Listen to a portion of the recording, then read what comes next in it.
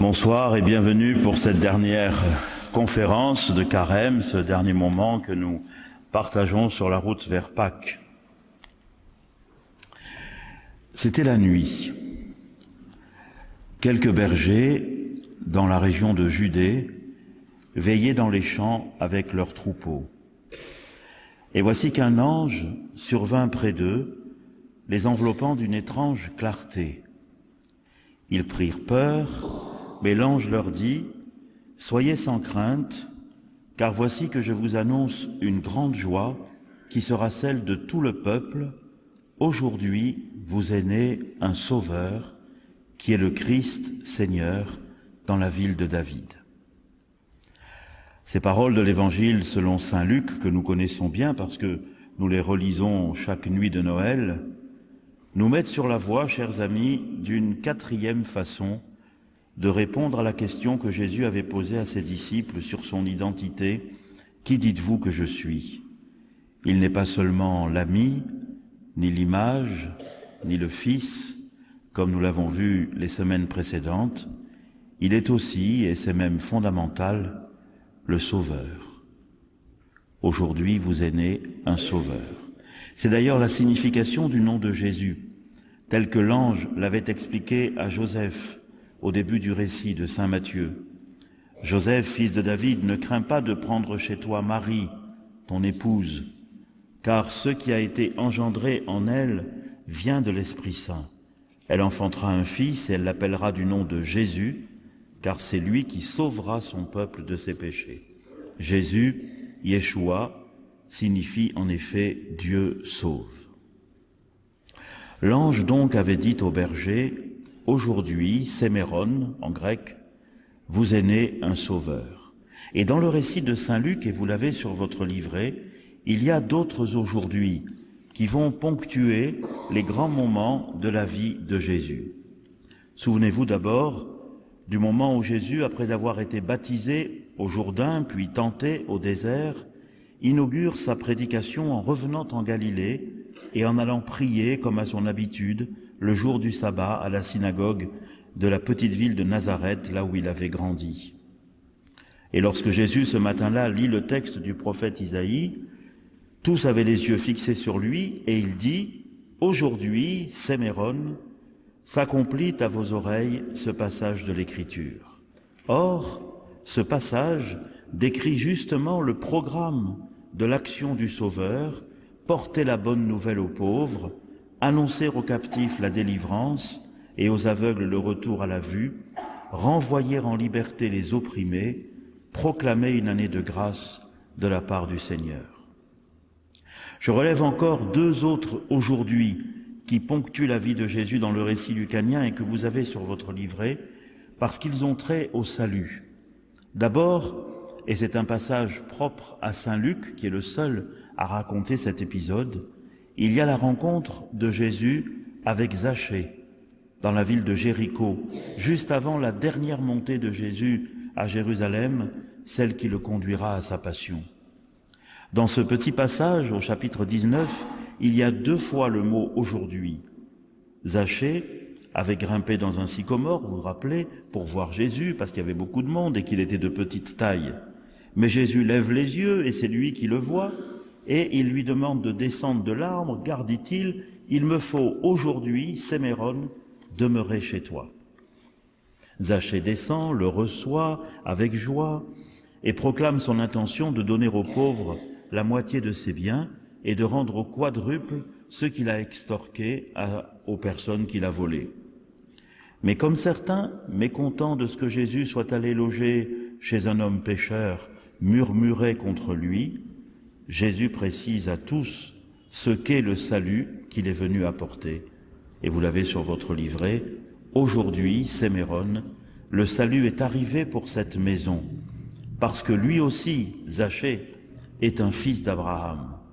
Et le Fils de l'homme est venu chercher et sauver ceux qui étaient perdus. » Ce programme, Jésus va le mettre en œuvre tout au long de son ministère public et jusqu'au dernier jour de sa vie terrestre, au moment du dernier « aujourd'hui » du récit lucanien. Cela se passe au calvaire, lorsque l'un des larrons avec lesquels Jésus a été crucifié, s'adresse à lui en lui demandant « Jésus, souviens-toi de moi lorsque tu viendras avec ton royaume. » Saint Luc, là encore, est le seul à raconter cette scène. L'autre larron, on va lire ça bientôt, quand on sera à la Semaine Sainte, l'autre larron avait injurié Jésus en ne comprenant pas qu'il n'agisse pas en sauveur. Si tu es le Christ, sauve-toi toi-même, et nous aussi. Lui, il a les mots justes, il dit Christ, il dit sauveur, mais il n'a pas l'attitude intérieure qui est nécessaire pour recevoir le salut. L'autre larron est plus direct, souviens-toi de moi, plus patient, quand tu viendras avec ton royaume, en un mot plus respectueux. Et c'est à lui que Jésus répond, lui qui n'exigeait rien tout de suite, mais qui espérait en la bonté de Jésus envers lui. Jésus lui dit, et c'est l'une de ses dernières paroles, et c'est le dernier aujourd'hui que vous avez sur votre livret, « En vérité, je te le dis, aujourd'hui, Séméron, tu seras avec moi dans le paradis. » Il est sauveur, et c'est aujourd'hui. Les premiers chrétiens avaient bien compris que ce Jésus qu'ils appelaient Christ était celui qui sauve, le sauveur du monde. Et l'anagramme ictus, le fameux poisson dont nous avions parlé l'autre dimanche, l'exprimait clairement. Jésus-Christ, Fils de Dieu, Sauveur, vous vous rappelez de la signification de ces lettres qui composent le mot ictus. Et dans sa première lettre à Timothée, saint Paul résumait ainsi la foi de la jeune Église en ce qui concerne le Sauveur, et vous l'avez aussi sur le livret. Voilà ce qui est bon et ce qui plaît à Dieu notre Sauveur, lui qui veut que tous les hommes soient sauvés et parviennent à la connaissance de la vérité, car Dieu est unique, unique aussi le médiateur entre Dieu et les hommes, le Christ Jésus, homme lui-même, qui s'est livré en rançon pour nous. Au fil des siècles, la tradition de l'Église a exprimé de multiples manières la façon dont Jésus était le Sauveur, en essayant de ne pas perdre de vue ces deux aspects exprimés par saint Paul dans la lettre à Timothée, ce qu'on vient de lire. D'une part, l'universalité de l'offre du salut. Dieu veut que tous les hommes soient sauvés et parviennent à la connaissance de la vérité. Et l'autre aspect, c'est l'unicité du médiateur du salut. Il n'y a qu'un seul médiateur du salut, l'homme Christ Jésus. Et dans le livre des Actes, on peut lire « Il n'y a pas d'autre nom sous le ciel par lequel nous devions être sauvés, hors celui de Jésus. » Dans un premier temps, ce soir, je voudrais brièvement recueillir avec vous quelques-unes des harmoniques du salut à travers l'histoire de notre héritage dogmatique. Et puis nous reviendrons une dernière fois sous la forme d'un épilogue christologique à l'histoire des premiers conciles œcuméniques qui nous a déjà bien occupés. Mais cette dernière page, ce soir, est l'une des plus belles de l'histoire de l'Église. Et puis je terminerai par quelques remarques de conclusion en prenant un autre texte, celui de Jean 21, lorsque Jésus demande à Pierre, « Pierre, m'aimes-tu » Pour nous préparer à cela, nous allons prier un moment. Jésus, tu sais tout, tu sais bien que je t'aime.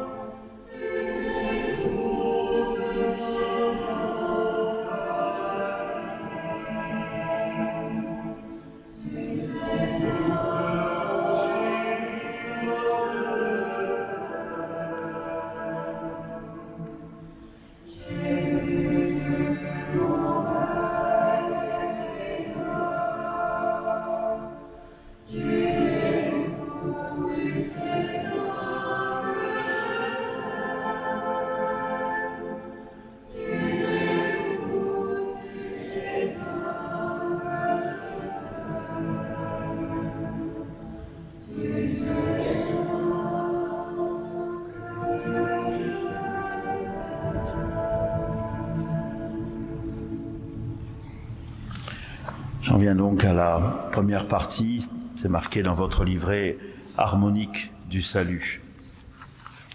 Vous le voyez, on a mis plusieurs mots, comme on le fait des fois aujourd'hui. Divinisation, libération, vie, salut, récapitulation, réconciliation, etc.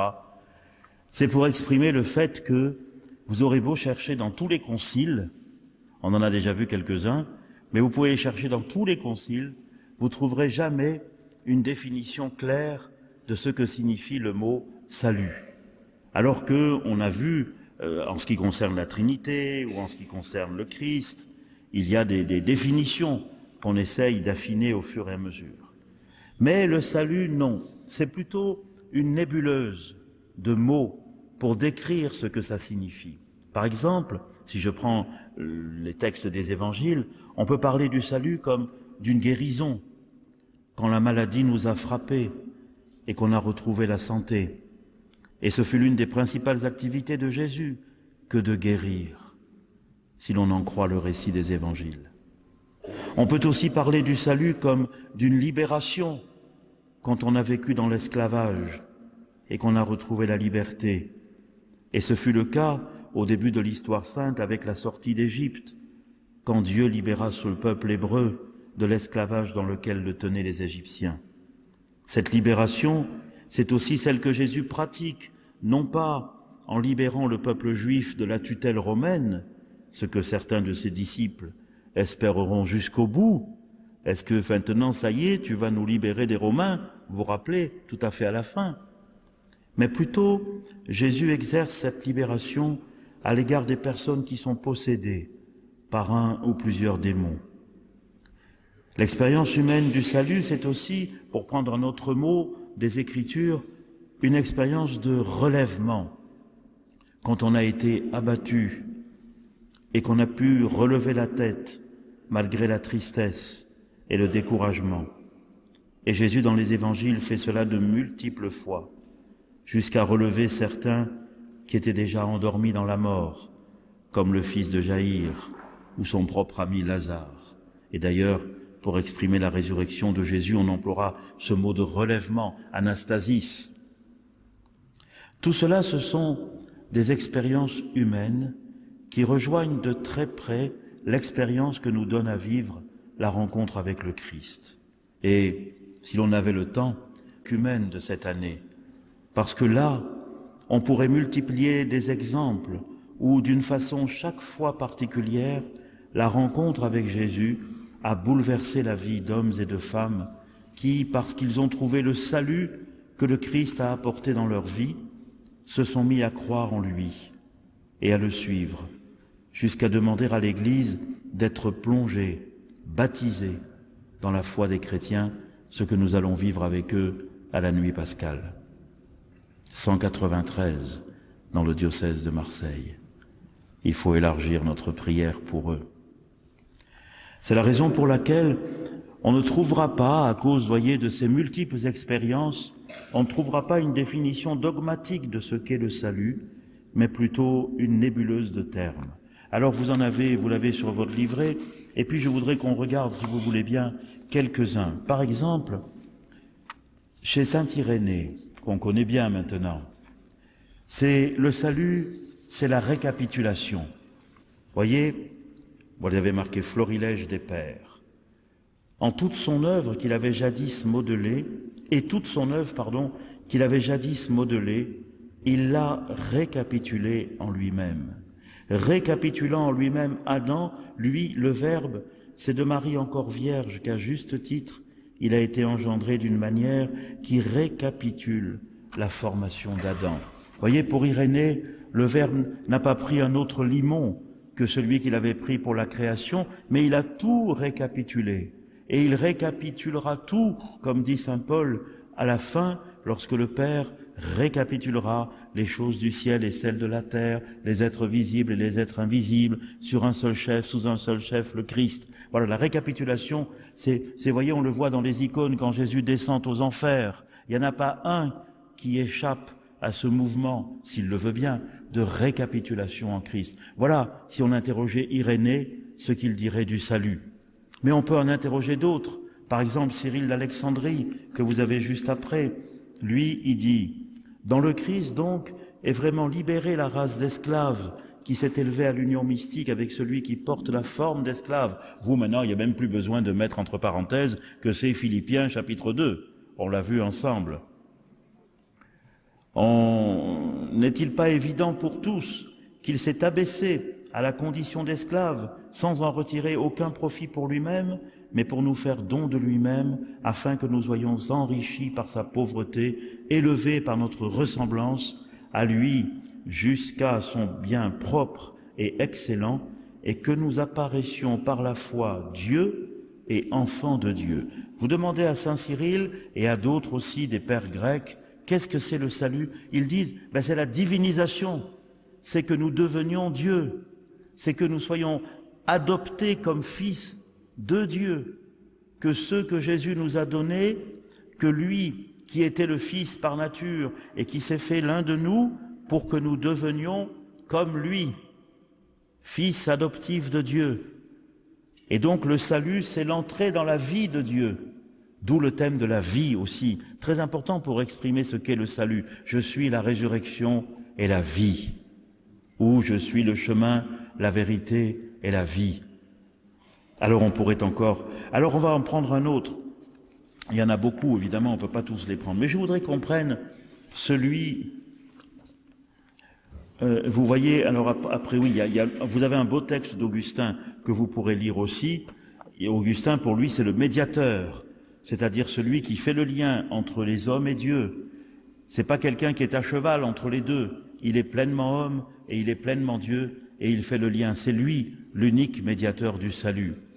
Si on saute un peu quelques siècles, on va prendre Anselme. J'ai pris Anselme parce qu'on en a déjà parlé. Vous vous rappelez, Anselme de Canterbury, qui était né dans le Val d'Aoste en 1033, et puis qui ensuite est parti comme moine au Bec et Loin, puis après comme archevêque à Canterbury. Voilà, on avait déjà un peu parlé de lui. Alors lui, évidemment, il vit dans un tout autre milieu. Chez lui, c'est plutôt la loi féodale. Et alors, pour lui, évidemment, il faut se référer à la culture de son temps. C'est pas du tout la même que celle d'Irénée, ni que celle de Cyril. Pour lui, le point de départ, c'est, voilà comment ça marche. Et voilà son axiome. La gravité de l'offense est proportionnelle à la dignité de l'offensé. Par exemple, moi, si je donne une gifle à Thomas Mélac, c'est grave. Mais si je donne une gifle au pape, c'est encore plus grave. La gravité de l'offense est proportionnelle à la dignité de l'offensé. Et alors il dit, qu'est-ce que c'est le péché? C'est comme une gifle qu'on donne à Dieu. Alors là, du coup, la dignité de l'offensé est tellement haute qu'on se demande comment on va faire. Alors, Anselme de Canterbury écrit un livre qui s'appelle Cur Deus Homo. Pourquoi un Dieu homme?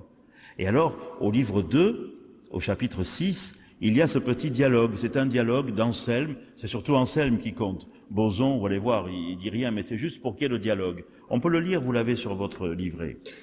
Or, dit Anselme, cela ne peut se faire s'il n'est personne qui acquitte à Dieu pour le péché de l'homme quelque chose de plus grand que tout ce qui est, hormis Dieu. Boson dit, eh oui, il en est ainsi. Anselme, celui aussi qui, de son bien, pourra donner à Dieu quelque chose qui surpasse tout ce qui est sous Dieu, est nécessairement plus grand que tout ce qui n'est pas Dieu. Boson, qui a compris aussi vite que vous, je ne puis le nier. Anselme, or, rien n'est au-dessus de tout ce qui n'est pas Dieu, sinon Dieu. Boson, ça c'est vrai. Anselme, nul ne peut donc faire cette satisfaction sinon Dieu. Boson, cela s'ensuit. Anselme, mais nul ne doit le faire sinon l'homme. Sinon l'homme ne satisfait pas. Boson, rien ne me semble plus juste. Anselme, s'il est donc nécessaire, comme il est établi, que la cité d'en haut soit menée à la perfection avec des hommes, et si la chose n'est possible que si la satisfaction susdite, que nul ne peut faire sinon Dieu, et nul ne doit faire sinon l'homme, il est nécessaire qu'un Dieu homme la fasse. Boson, béni soit Dieu, car voici que nous avons trouvé quelque chose de grand.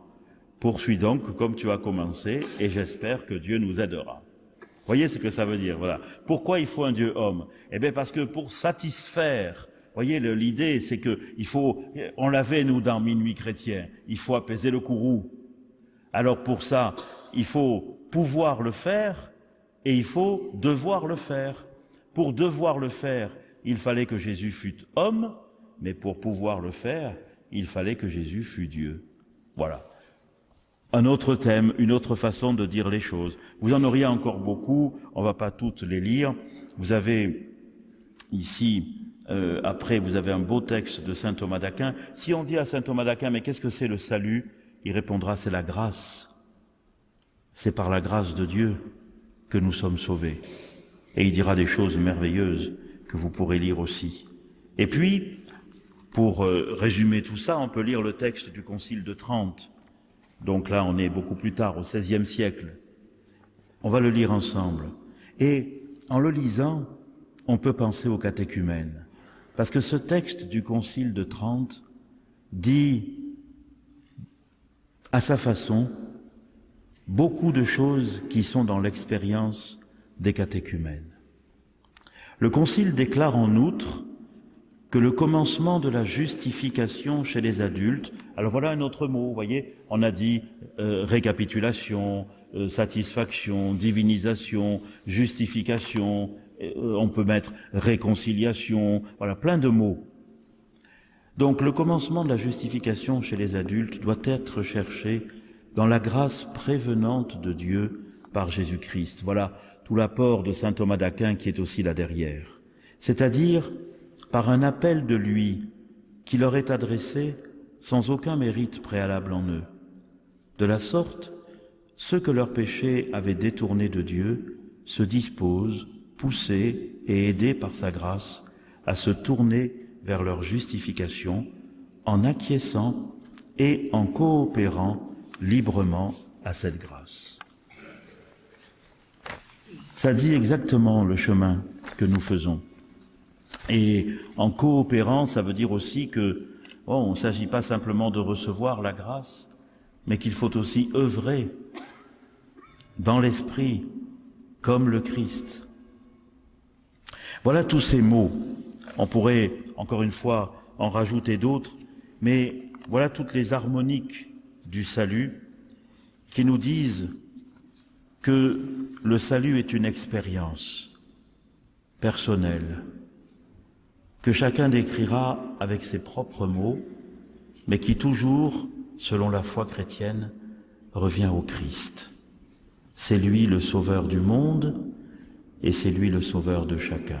Souvenez-vous, quand il arrive à Jéricho et qu'il y a là un aveugle, alors vous savez, l'aveugle crie, les gens essayent de le faire taire, Jésus l'entend, il lui dit de venir, il vient et il lui demande « Que veux-tu que je fasse pour toi ?» On pourrait dire « Mais quand même, ça va bien, il voit bien qu'il est aveugle. » Non. Jésus demande « À toi de me le dire. Dis-le-moi. Que veux-tu que je fasse pour toi? Et moi je t'aiderai. Et tu coopéreras. » Alors je vous propose là de faire de nouveau un petit temps de prière. Jésus, tu sais bien que je t'aime. Et je t'écoute aussi me dire, que veux-tu que je fasse pour toi? Et réfléchissons, et moi, de quoi ai-je besoin d'être sauvé? Ça sert à rien de connaître tous les mots de la nébuleuse du salut, si dans ma prière j'ai pas dit à Jésus, voilà de quoi j'ai besoin d'être sauvé. Si je ne lui ai pas répondu à la question, que veux-tu que je fasse pour toi? C'est aussi ça, le temps béni du carême. Que Jésus lui-même nous pose cette question et que nous ayons le temps de lui répondre. Jésus, tu sais tout, tu sais bien que je t'aime.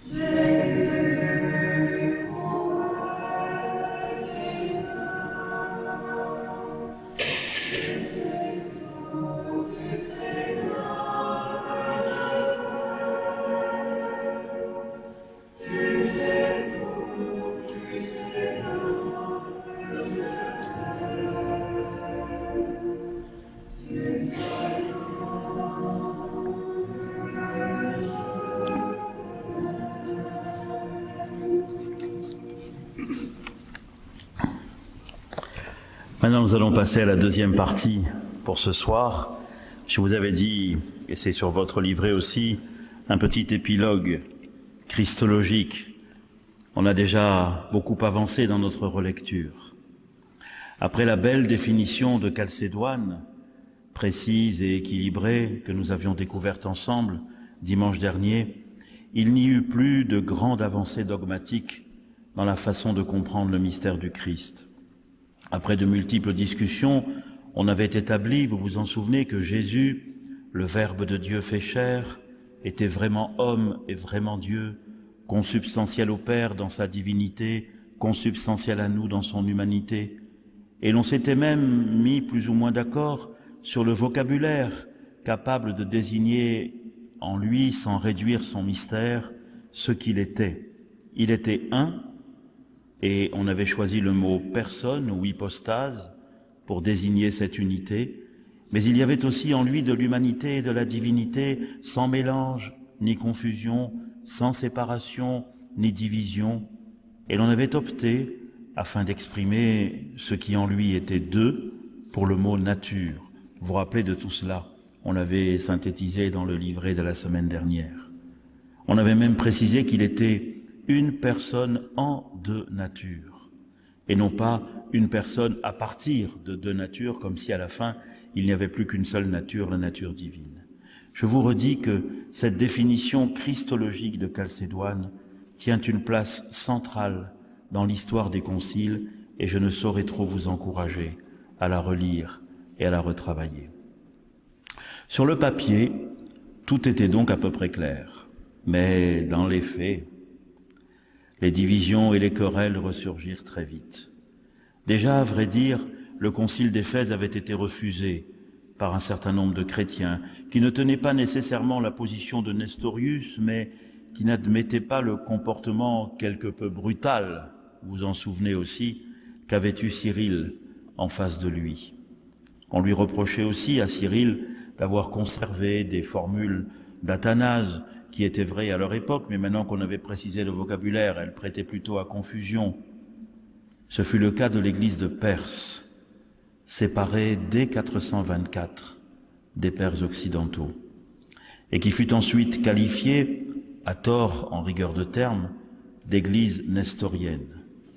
Cette église fut pourtant, par ailleurs, une grande église missionnaire, puisqu'elle utilisa, elle était en Perse, vraiment vers l'Est, elle utilisa les routes de la soie pour aller jusqu'en Chine. Et il m'a été donné en 1991 d'aller en Chine et de lire, de me faire interpréter sur la stèle qui se trouve à Xi'an, sur le Yangtze-Kiang, une stèle qui date de 781 et où sont racontées les 150 premières années de la présence de chrétiens en Chine. Vous voyez, ils n'avaient pas perdu de temps pour aller jusque là-bas. À l'inverse, un certain nombre de chrétiens qui, eux, étaient entièrement favorables à Cyril, n'admirent pas non plus, eux, le concile de Chalcédoine, parce que pour eux, dire deux natures, c'était revenir au langage de Nestorius. Alors ceux-là, ils étaient plutôt en Égypte et en Syrie, et ils se constituèrent aussi en église que l'on qualifia, à tort encore, en rigueur de terme, de monophysites. Et alors les Chalcédoniens, vous voyez, c'est ceux qui restent au milieu, entre les deux courants. Et puis, on l'a vu, il y a les questions dogmatiques et il y a la situation politique. Et il y a des peuples qui vont se trouver entre deux empires, je pense à l'Arménie par exemple, et qui ne sauront plus exactement de quel côté il faut aller, parce que la question des natures et des personnes, c'est bien beau, mais la question de la survie du peuple, c'est important aussi. Alors, on hésitera un peu, on passera du côté du monophysisme, on passera du côté des Chalcédoniens, et voilà. De plus, au VIe siècle, l'Occident et l'Orient du bassin méditerranéen connurent des situations très différentes, qui ajoutèrent à la barrière linguistique déjà très dommageable entre le latin et le grec, un fossé culturel et politique de plus en plus grand. En Occident, des chefs dits barbares, comme on disait jusque-là, commencèrent à découvrir le Christ et à entraîner avec eux leur peuple dans la foi chrétienne. Ce fut le cas par exemple avec le baptême de Clovis à Reims dans les dernières années du 5e siècle. Et en Orient, la menace des Perses au 7e siècle, puis des Arabes au 7e et au 8e siècle, fut très prégnante. De plus, le patriarche de Constantinople, Akas, rendu ambitieux par le canon 28 du Concile de Chalcédoine, qui donnait au siège de Constantinople la même importance qu'à celui de Rome, saisit le premier prétexte de séparation, et c'est ainsi qu'on eut le premier petit schisme d'Akas, qui n'a pas duré longtemps, heureusement, mais qui a été la première séparation nette entre Rome et Constantinople, c'est-à-dire le patriarche de Constantinople a rayé le nom du pape pour qu'on ne le dise pas à l'Eucharistie, et du coup le pape a excommunié le patriarche. Un partout, mais voyez que ça commence à se distendre. Ensuite, c'est l'empereur Justinien. L'empereur Justinien, c'est le 6e siècle, qui va dominer la situation. Intelligemment d'ailleurs. Il la domine politiquement, il reconquiert presque tout le bassin méditerranéen, y compris l'Égypte et l'Afrique du Nord, ainsi qu'une partie de l'Espagne et de l'Italie. Il la domine juridiquement, il est l'auteur du Code justinien, qui est une réforme du droit romain, dans un sens souvent infléchi par la pensée chrétienne, notamment avec l'introduction, c'est à lui qu'on le doit, de la notion de bien commun. Il le domine architecturalement, c'est à lui qu'on doit le fait d'avoir édifié sur la colline qui domine le Bosphore et la Corne d'Or, la basilique Sainte-Sophie, sur l'emplacement de la vénérable basilique de Constantin, agrandie par Théodose et qui venait d'être brûlée en 532. Et même il le domine théologiquement, puisque c'est lui qui non seulement va convoquer le concile de Constantinople II en 553, mais lui aussi qui a rédigé l'essentiel des textes dogmatiques de ce concile. Pourquoi fait-il cela? Il le fait, c'est toujours pareil, parce qu'il est l'empereur et qu'il y a des Perses et qu'il faut essayer d'unir religieusement son empire s'il ne veut pas que ça éclate. Et vous voyez, pour les empereurs de l'époque, là, et les suivants aussi, l'intérêt politique de l'unité de l'empire les conduit à prendre des positions religieuses qui ne sont pas toujours tout à fait orthodoxes. Mais ils font cela parce qu'il faut sauver l'unité de l'empire, et qu'on est parti comme ça depuis Constantin, c'est que l'empereur est au-dessus des évêques finalement, et que c'est lui qui convoque les conciles. Alors Justinien le fait, et ma foi, c'est pas si mauvais que ça, si vous voulez, hein. Mais ce qu'il veut, c'est donner des gages aux Égyptiens, parce qu'il faut regarder aussi, les Égyptiens, c'est eux qui ont le blé, dans tous les sens du mot. Et à Constantinople, on a bien besoin de faire venir le blé du delta du Nil. Alors, comme les Égyptiens, à cause de Cyril, à cause d'Athanase, à cause de tout ça, ils sont plutôt monophysites, et qu'ils ont un peu du mal avec Chalcédoine, alors Justinien dit il faut caresser un peu les Égyptiens dans le sens du poil. Le pape, qui à l'époque s'appelle Silvère, et qui ne veut pas revenir sur les acquis de Chalcédoine, parce que pour ça, Justinien avait dit il faut condamner les trois qui sont un peu trop antiochiens, Théodore de Mopsueste, Théodoré de Cire et Ibas d'Édesse. Mais ceux-là, Chalcédoine ne les avait pas condamnés. On avait condamné les textes, mais on n'avait pas condamné les personnes. Alors pour caresser les Égyptiens dans le sens du poil, Justinien dit « Eh bien, il faut condamner les personnes ». Le pape dit « Non, ils sont morts ». Mais Justinien ne l'entend pas comme ça, alors il fait déporter le pape, et puis voilà, il l'envoie en exil et le pape y meurt. Le nouveau pape s'appelle Vigile, et celui-là il porte mal son nom, parce que sa vigilance s'émousse et qu'il attermoie.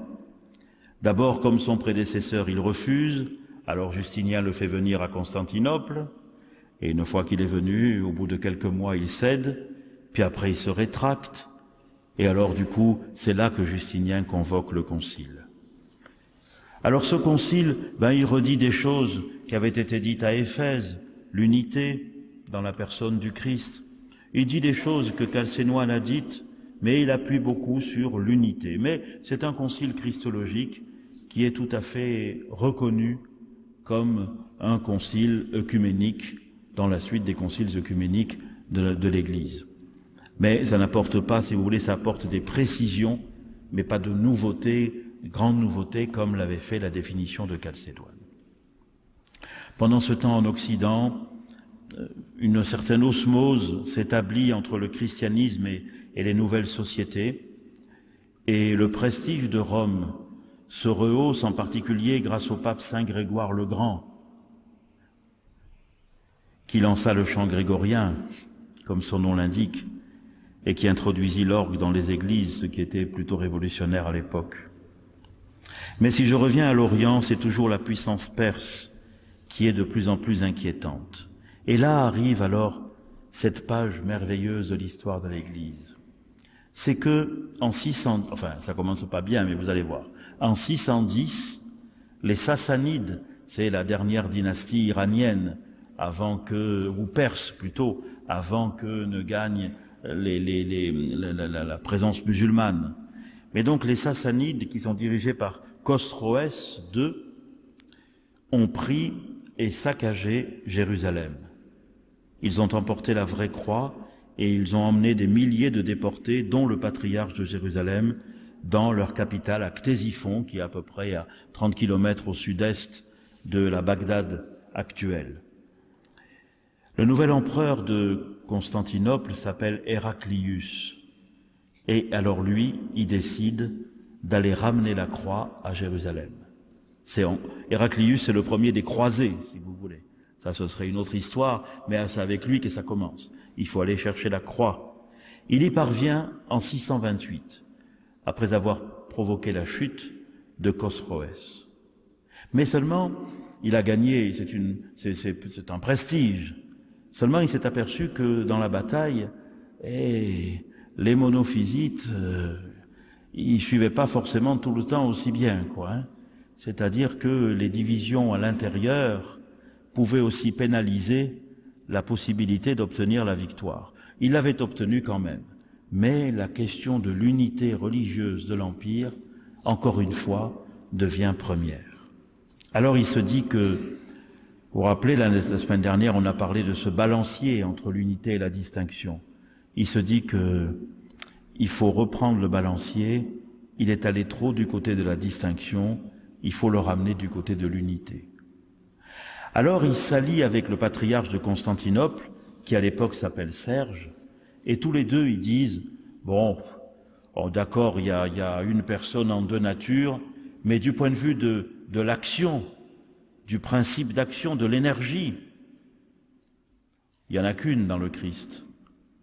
On appelle ça le monoénergisme. Et puis même, ils disent, du point de vue de la volonté du Christ, il n'y en a qu'une. On va pas dire qu'il y en a deux, sinon il saurait plus qu'est-ce qu'il veut, le pauvre. Donc il n'y en a qu'une. Et comme ça, en disant qu'il n'y en a qu'une, on va faire plaisir aux Égyptiens qui, eux, préfèrent l'unité à la distinction. Alors ils écrivent là-dessus pour dire, désormais, tout en étant fidèle à Chalcédoine, on dira qu'il y a une seule énergie, monoénergisme, et une seule volonté, monotélisme, téléma, une seule volonté dans le Christ. Tout va bien, apparemment, sauf pour trois personnes. D'abord, Sophrone, qui est patriarche de Jérusalem. Celui-là, il dit, ça sent pas bon, ça, hein. On va revenir à Éphèse. Le deuxième, c'est Martin. Martin, qui avait été nonce à Constantinople, avait un peu vu tout ça. Il revient ensuite à Rome et en juillet 649, il est élu pape. c'est Martin Ier.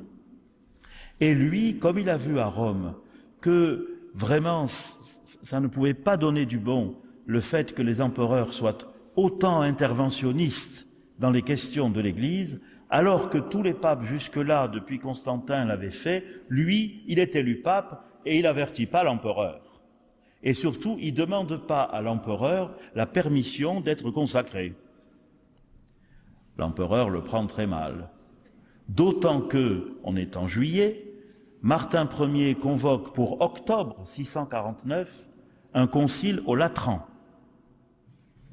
Et là, dans ce concile, où il y a plusieurs centaines d'évêques, mais plutôt de l'Occident, il dit clairement qu'on ne doit pas dire qu'il n'y a qu'une volonté dans le Christ, c'est pas possible. Il fallait bien que le Christ ait une volonté humaine, par laquelle il acquiesce à la volonté divine. D'ailleurs, il n'y a qu'à lire Gethsémani. Non pas ma volonté, mais la tienne. Et puis voilà, et puis il faut que la volonté humaine du Christ, elle joue son rôle. 649, octobre 649. L'empereur est fâché. Il demande à l'exarque qui est à Ravenne, qui s'appelle Olympios, d'aller à Rome pour arrêter Martin. Sauf que Saint Olympios, qui était un peu ambitieux, se dit ouais, je suis à Ravenne, maintenant je vais à Rome, et lui se déclare empereur.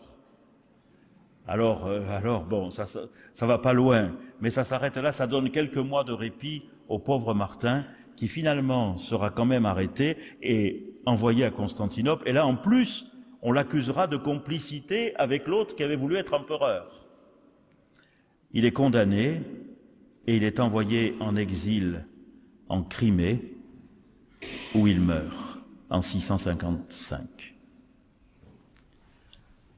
Martin Ier est le dernier pape martyr. À partir de là, les choses changent. Ça va être fini, le coup de l'empereur qui décide de la foi. Et j'ai dit 3 personnes, Sophrone, Martin, et le 3e, c'est Maxime. Maxime, lui, il était né en 580 dans la Palestine byzantine. Et il était entré dans un monastère, là-bas, en Palestine. Et bon, c'est un type qui a beaucoup travaillé, mais qui fut aujourd'hui, on dirait finalement, après avoir été moine, il est devenu un errant ou un migrant. Parce que, à cause des Perses, il a dû fuir la Palestine pour se réfugier à Constantinople en 626. Puis après, à cause des émeutes et tout ça, il a dû fuir Constantinople pour se réfugier à Carthage. Puis après de Carthage, il est arrivé à Rome et il était là en 649 lorsque Martin Ier était devenu pape. Mais Maxime, lui, avait bien compris que on ne pouvait pas supprimer la réalité humaine du Christ et que la réalité humaine du Christ, c'était sa volonté aussi, sa liberté. Quelle page extraordinaire pour défendre la liberté humaine du Christ qui, pour nous sauver, a dû le vouloir humainement, le décider comme nous. Pour sauver ça, on sauve aussi la liberté de l'Église à l'égard du pouvoir politique. Maxime fut évidemment arrêté, emmené à Constantinople. Il y a un premier procès. Ce premier procès, il est condamné, Maxime, à vivre dans un monastère de femmes, enfermé. C'est pas parce que c'est avec des femmes, c'est parce que c'est un monastère de femmes, si vous voulez. Enfermé. Mais ce qui est extraordinaire, c'est que ces monastères-là qu'il ne connaissait pas, il finit en discutant avec les femmes, avec les moniales, par les convaincre, si bien qu'elles deviennent d'accord avec lui, si bien même qu'elles refusent l'Eucharistie de celui qui venait célébrer chez elles, mais qui n'était pas d'accord avec Maxime. Si bien qu'au deuxième procès de Maxime, et ça c'est terrible, toutes les moines, les moniales de ce monastère seront brûlées vives. Ah non, ça rigole pas. Et Maxime, lui, continue. Et puis le dernier procès de Maxime. Et à ce moment-là, il est avec un diacre qui s'appelle Anastase. Et pour l'empêcher de nuire définitivement, on lui arrache la langue et on lui coupe la main droite. Puis il est envoyé, déporté, en Lazique, c'est-à-dire une petite région qui est sur les pentes du Caucase, au sud de la Crimée, vers la Géorgie. Maxime est mort le 13 août 662, c'était un samedi. On raconte que sur son tombeau, là, en haut dans un monastère qui était sur la montagne, 3 lampes brûlaient chaque soir, on ne sait pas comment. Et quand on l'a transféré, ensuite, corps de Maxime, dans un autre monastère, plus en bas, plus accessible, le miracle des 3 lampes a continué. On a ça dans une vie de Maxime qui a été écrite et qui se trouve à la bibliothèque de Moscou. Et ce Maxime est très vénéré en Géorgie. Maxime le confesseur. C'est l'une des plus belles pages. Cet homme, voyez, a donné toute sa vie pour qu'on ne supprime pas la beauté, la grandeur, la nécessité, la vérité de l'humanité du Christ. Il a une formule que je condense ainsi: il fallait que notre salut fût voulu humainement par une personne divine. Il fallait que notre salut fût voulu humainement par une personne divine. Plus tard, en 680, les choses s'étant un peu calmées, le pape, qui s'appelait Agathon, fit lui-même, en lien avec l'empereur, mais lui-même, convoquer un concile, le concile de Constantinople III, dont vous avez sur vos fiches, sur votre livret, le texte, et vous verrez que c'est ce que Maxime. Nous proclamons de la même manière en lui, selon l'enseignement des saints-pères, 2 volontés ou vouloirs naturels et 2 activités naturelles, sans division, sans changement, etc., etc. Voilà cette belle page. Je vous propose un petit temps musical pour nous aider à nous approprier cela. Il fallait que notre salut fût voulu humainement par une personne divine.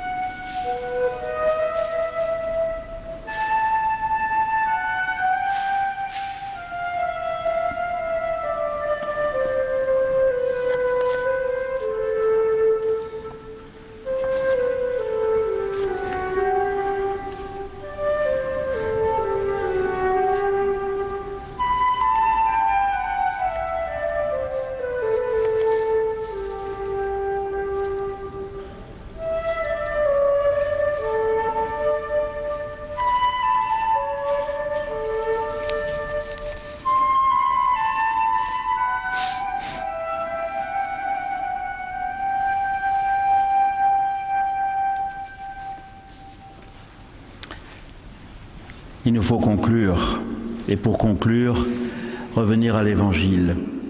Ce coup-ci, au dernier chapitre de l'Évangile selon saint Jean, dont vous avez un petit extrait, « Pierre, m'aimes-tu » ? Dans l'Évangile de Jean, tout pourrait s'arrêter à la fin du chapitre 20. Jésus est ressuscité, il est venu voir les disciples, même que les portes étaient verrouillées, vous vous souvenez? Enfin, vous n'y étiez pas, mais vous vous souvenez de l'avoir lu. Ensuite, il a fallu convaincre Thomas. Mais bon, souffler sur l'esprit, mais ça y est. Et voilà que ça semble ne pas avoir suffi, puisqu'il y a encore ce chapitre 21. Oh, nous allons le relire au moment de Pâques. Vous savez, les disciples se sont dispersés. La peur, le découragement, tout ça a été trop fort. Alors, par peur, par déception, chacun est parti reprendre sa vie d'avant. L'aventure avait été belle, mais elle s'est mal finie. Et Pierre, lui, a troqué son bâton de pasteur pour reprendre ses filets de pêcheur. Et le voilà au bord du lac, avec les autres, quelques autres, ils sont 7 maintenant. Ils partent à la pêche, et cette nuit-là, comme une autre nuit d'ailleurs, ils ne prennent rien. Alors Jésus, on aurait pu penser que ça y est, c'était fini, tout était accompli, c'est le cas de le dire. Jésus vient, allume un petit feu, met du poisson et du pain, et eux, ils voient, et ils se demandent si c'est pas lui. Jean dit, c'est lui. Pierre se jette à l'eau et on ne nous dit rien. C'est que dans l'Évangile, selon saint Jean, il n'y a pas ce moment si grave et si beau lorsque Pierre, ayant par 3 fois renié Jésus, croise le regard de Jésus quand celui-ci sort du prétoire et que Pierre se met à pleurer. Les autres évangélistes racontent ça, et les larmes de Pierre expriment son remords. Mais pas chez saint Jean. Il n'y a pas de regard. Mais le matin, là, il y a le feu. Et l'évangéliste dit, ce petit feu, il le dit par le mot « anthrakia », qui est le même mot qu'il avait utilisé pour désigner le petit feu où Pierre se chauffait quand la servante était passée et qu'elle lui avait demandé, elle lui dit, mais toi tu as le même accent, et qu'il avait renié 3 fois. Voilà que par un autre anthrakia, le remords de Pierre va pouvoir s'exprimer et la bonté de Jésus à son égard se dire. Mais là, par pudeur, l'évangéliste ne nous dit rien. Pierre et Jésus se retrouvent et seulement après, les autres viennent. Et comme ils ont les poissons et qu'ils n'arrivent pas, Pierre, qui a retrouvé toute sa vigueur, va et tire le filet des 153 poissons. Oui, Jésus avait dit, moi, et c'est le même mot en grec, moi, quand je serai élevé de terre, j'attirerai à moi, El Kelsen, tous les hommes. C'est Jésus qui attire, mais c'est Pierre qui tire. Et qui tire le filet, c'est le même mot. Pierre est entré dans sa mission.